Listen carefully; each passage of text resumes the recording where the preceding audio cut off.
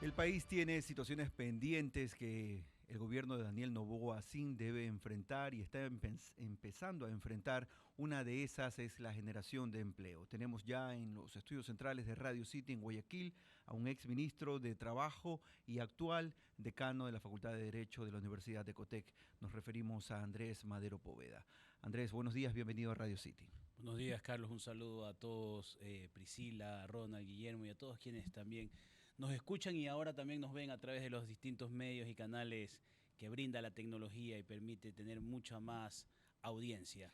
Importante lo que se ha manifestado. Creo que el mensaje que ha dado la ministra del Trabajo al dejar de lado, por ser un poco delicado, los acuerdos ministeriales que trató de imponer a última hora el ministro saliente, es un buen mensaje no solo para el sector empleador, sino para el sector del trabajo completamente, para trabajadores y empleadores. No es posible que a última hora se pretenda realizar cambios inconsultos, cambios que van a cambiar y generar una distorsión en materia laboral, iban a generar distorsiones en materia laboral, irrumpiendo inclusive con principios constitucionales, acuerdos no pueden reformar leyes, situaciones que bajo ningún concepto iban a mejorar la empleabilidad, que va por otro lado el tema. Entre esos, el hecho de alargar jornadas laborales hasta en 12 horas. Alargar jornadas laborales, sin un estudio técnico y sin un descanso similar que la ley sí prevé que para ciertas circunstancias de trabajo que así lo ameriten, se puedan tener jornadas de trabajo continuas, pero con un descanso acumulado de igual manera continuo, a diferencia de la jornada tradicional de 5-2, 5 días laborables por 8 horas, 2 días de descanso consecutivo. Pero debe ser para jornadas extraordinarias, para tipos excepcionales de trabajo y con un descanso similar para asegurar la calidad del trabajo. Usted se imagina a una persona laborando 12 horas, su capacidad para ejecutar el trabajo va a ser la misma, adecuada, va a tener la misma capacidad de reacción luego de 11 horas sentado al frente de un computador o con un audífono. Yo creo que no. Pero para ello existe un mecanismo, sí existe, y yo creo que debe ser la principal herramienta que debería utilizar el gobierno en materia laboral, que es el Consejo Nacional de Trabajo y Salarios. Hoy reunidos para la fijación del salario del próximo año, la fijación de la remuneración básica unificada, pero que no solamente deben de utilizar los ministros para ese momento, para en noviembre reunirse, no acordar y fijar, sino debe reunirse todo el año con una comisión técnica que permita con distintos actores, escuchando distintas voces, dar respuestas a las reformas consensuadas. Yo estoy convencido que si en la Asamblea Nacional recibe una propuesta de reforma laboral que viene con un sello del Consejo Nacional de Trabajo en 1, 2, 3, 5 puntos consensuados por el sector empleador y el sector de trabajadores, va a ser muy difícil que la Asamblea sea renuente a implementar esos cambios. Lo cierto es, estamos conversando con Andrés Madero, ex ministro y decano de la Facultad de Derecho de la Universidad de Cotec. Lo cierto es, Andrés, que la ley de generación de empleo que debe impulsar este gobierno debe ser algo que realmente mueva un poco el tablero, porque medidas parche ya no podemos mantener. Es correcto. Medidas parche dan resultados parches. A grandes males, grandes remedios es un viejo y conocido refrán por todos.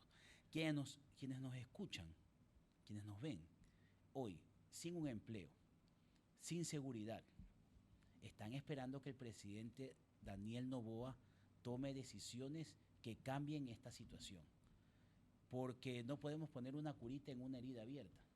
Por doloroso que sea, debemos de hacer la incisión, debemos hacer el corte y debemos hacer la cosida de esa herida para que sane ¿Y definitivamente. cuál es esa incisión? ¿Qué tipo de situaciones deben registrarse sí o sí en estos primeros meses? Debe de haber primero un líder. Yo creo que, y perdón que me cambie un poquito del tema, en el tema de la reforma tributaria que ha planteado el Y que tiene, presidente que tiene Novoa, efectos a la situación laboral. debe tener un líder claro, un líder que se apodere de esa reforma desde el Dentro de la Ejecutivo Asamblea. y desde el Ejecutivo también, para que demuestre y evite que haya ciertas distorsiones que permitan generar confusiones y un cambio de clima y un ambiente distinto. Veo que esta reforma, como hemos escuchado, 800 millones, no sé si eso alcance para cubrir todo el déficit de aproximadamente 5.000 millones, no sé si posteriormente nos quedemos cortos y en 30 o 60 días tengamos otra reforma adicional. Y llegará un momento en que la gente va a decir, bueno, ¿y hasta cuándo seguimos de reforma en reforma? ¿Dónde está la seguridad jurídica? De igual manera, en el tema laboral, debería la ministra de Trabajo liderar el tema, consensuar con todos los sectores, aclarar puntos sobre los cuales no se debe. La Corte Constitucional ha ratificado el tema de no regresión de derechos, pero el peor escenario, ¿cómo le voy a regresar el derecho a alguien que no tiene trabajo? ¿Qué protección tiene una persona que no cuenta con un empleo formal y está realizando una práctica donde le entregan con suerte $10 al día? ¿Cuál es la protección que tiene esa persona de la seguridad social? ¿Cuál es el beneficio social que tiene esa persona?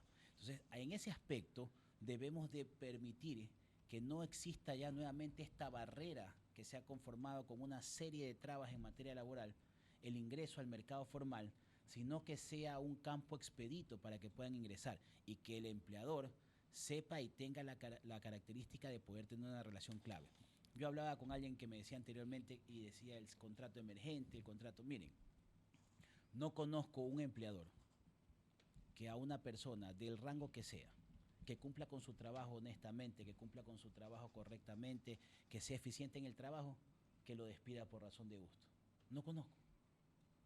Pero No, sí por la cantidad de años que a veces se acumulan en las empresas. por distorsiones que se dan en la ley como la jubilación patronal, que yo invito a quien me diga, no hay forma de calcularlo o proyectarle en el tiempo, porque dura durante toda la vida del trabajador pasivo, o sea, deja de ser trabajador y se convierte en trabajador pasivo, dura durante toda su vida y un año más. Entonces no hay una bola de cristal que me permita decir, Pedro Pérez va a vivir 25 años más después de que se jubiló, más un año, 26, y la jubilación es 500, debo de tener un colchón de 60.000, 70.000 dólares para pagar. No existe.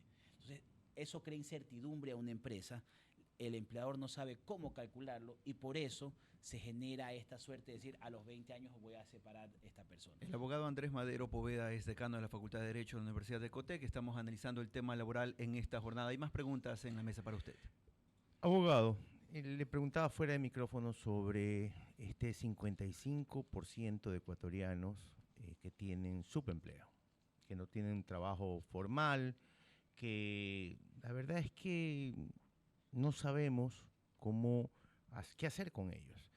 Porque una de las cosas que ayudaría al país es contratarlo de alguna manera formal, flexible, y que pasaran a ser parte también del IES, para que creen flujo en el IES, para tener mejor atención, el IES tenga mejor dinero, ya que el Estado no le paga lo que le debe, etcétera, etcétera.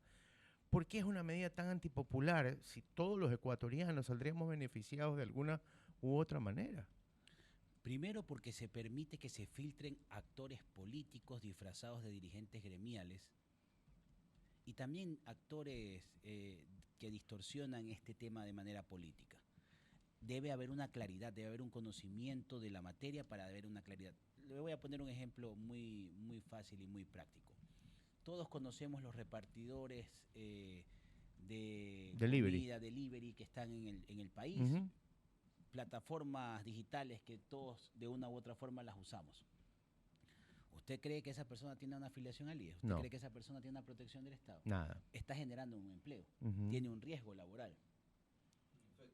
Pero, ¿quién ha controlado a esas personas? Deberíamos como gobierno central sentarnos con la plataforma Uber, Pepito, Juanito, todas, Carlitos y decirles, miren señores, o ustedes me generan un control o yo voy a tener que controlarlos a través de ustedes. ¿Cómo sería esto? Por ejemplo, una medida rápida así que indico. Si usted le pide $2 por cada uno de los trabajadores que vayan a conectarse diariamente, son $60 diarios aproximadamente, como aporte del IES. Y eso deberá tenerlo la plataforma registrada directamente. 60 mensuales. 60 mensuales, como aporte al IES, con lo cual tendrá X tipo de beneficios de acuerdo a la seguridad social. Recuerden que el aporte que hacemos al IES va para el seguro de pensiones, va para el seguro de salud, va para el seguro de jubilación, va para el seguro de accidentes y riesgos. Se puede diagramar una norma en la cual efectivamente esto vaya para cierto tipo de pensiones, de factores del seguro, y no a todos, y ya tener un ingreso. Y registrar efectivamente en el momento en que encuentre a una persona que no haya cumplido con ese pago, la sanción equivale a un año de aportación al IES que va directamente al IES. ¿Usted cree que la plataforma digital, con los controles que manejan ellos, va a permitir que exista alguien que no haya cumplido con el pago diario de los $2? No. Ellos directamente van a ser los principales agentes de efectuar el control y que nadie se salga de ese tema, y va a dar un impulso directo de personas que no están afiliadas y que van a estar afiliadas al IES. Cortita, solamente me sale la inquietud en relación a eso. Podría aplicarse para otras Airbnb, Uber para los taxis, etcétera, un poco de aplicaciones. ¿Okay? La pregunta va: ¿y si la aplicación opera desde afuera, no tiene oficina en Ecuador? Gracias a Dios, no soy un experto en materia informática, pero gracias a Dios yo sé que se pueden controlar. Quien no tenga un domicilio aquí para poder controlar no puede operar. No opera. No opera. Y efectivamente, si fuera una empresa extranjera, va a quedar un mercado en el cual podría alguna persona de origen nacional realizar la inversión desde aquí, nacionalizando Claro, ese creo que, servicio. por ejemplo, Pedidos Ya opera desde España, si no me equivoco.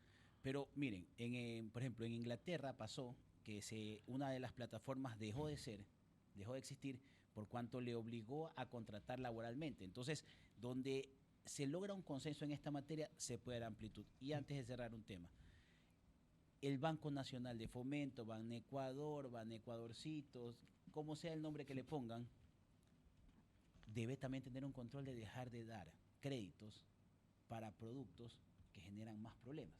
Por ejemplo, no tengo exactamente conocimiento, pero el maíz, que cada vez y cuando es un problema con el precio referencial, ya no se puede seguir fomentando préstamos para maíz, para después de 6 meses tener a los productores de maíz reclamando porque no se paga el precio justo. Se viene el fenómeno del niño: ¿para qué te voy a dar plata si tu cultivo se puede venir abajo? Fomenta cultivos que van a tener una innovación en el mercado, que van a tener una mayor rentabilidad y que van a permitir no generar más problemas. Queremos agradecer al abogado Andrés Madero Poveda, especialista en temas laborales, ex ministro de esta cartera y actual decano de la Facultad de Derecho de la Universidad de Ecotec. Gracias, Ecotec. Gracias, Andrés, por estar con nosotros. Un gusto, y siempre gustoso de compartir desde la academia, donde también debe ser uno de los pilares de compromiso para que el país también se enrumbe hacia el futuro. Son las 8 de la mañana y 19 minutos.